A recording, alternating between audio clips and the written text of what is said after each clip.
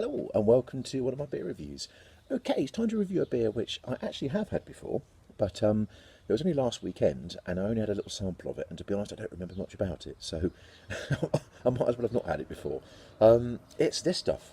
It's by Is Brewing, and this is the Devil Wears Lager, which is the new lager they've just done, which comes in at 5.5% ABV in a 440ml can.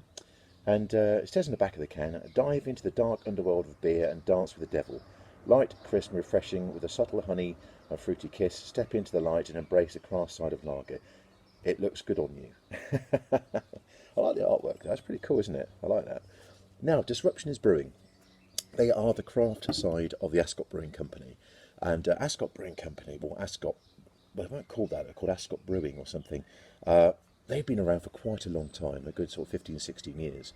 And there's a chap called Chris, whose surname escapes me at the moment. He started up the brewery a very long time ago, and he sold it probably about 3 or 4 years ago, I think it was, maybe even a little longer than that.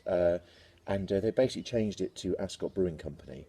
And then about 2 years ago, they started up Disruption is Brewing, which is the craft side of things, and they've been producing some really great, really wacky sort of beers. Actually, they did a fantastic imperial stout, like Father like Son, and they did different variants of it with different adjuncts in, and which was really fantastic. And but anyway, they're really great, and the head brewer John Willatts is a good buddy of mine, and yeah, so this is their lager, and they've used a couple of interesting hops actually. They've used Tettnang and Huell Melon, and I have to admit I'd never heard of Tettnang hops before. It's a German hop, which comes from an area of Germany called Tettnang, but I couldn't tell you anything more than that about it really. And Huell Melon, which is quite a familiar hop, excuse me, gets used a lot in lagers, gets used a lot in Hefeweizens.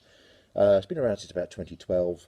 Again, as I said, it's German, and yeah, it's quite a commonly used hop, Huell Melon, and does give quite a nice sort of fruity sort of aroma sometimes. But yeah, as I said, I have tried this, but I don't recall what it tastes like. So let's get it in the glass and let's see what happens.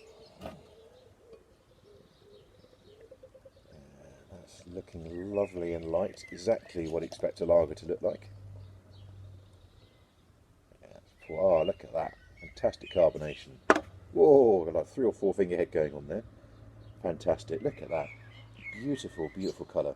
Really light and golden, exactly how a lager should look. Looks absolutely fantastic.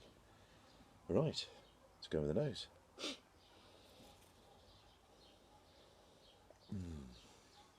You can really smell the lager malts. They're really coming through. Yeah, I mean, we're getting maybe a little bit of sort of tropical sort of fruit on the nose, but not in vast amounts. Yeah, it's mainly the lager malt which is coming through, which is what you'd expect. But yeah, it looks great. Pretty good carbonation. Let's go with the taste. Cheers.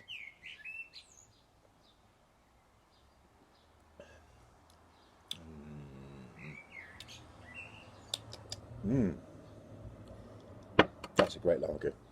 It's absolutely fantastic. It's lovely and crisp, and it's just come out of the fridge, so it's nice and chilled, exactly how a lager should be.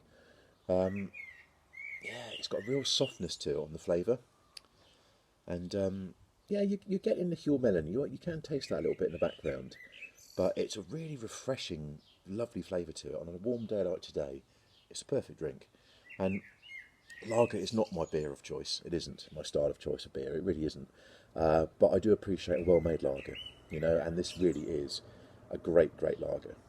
There's no artificial nonsense or rubbish in it like they put in all the mainstream nonsense you get in supermarkets. This is a proper, well-made craft lager, and it's fantastic. Really, really great.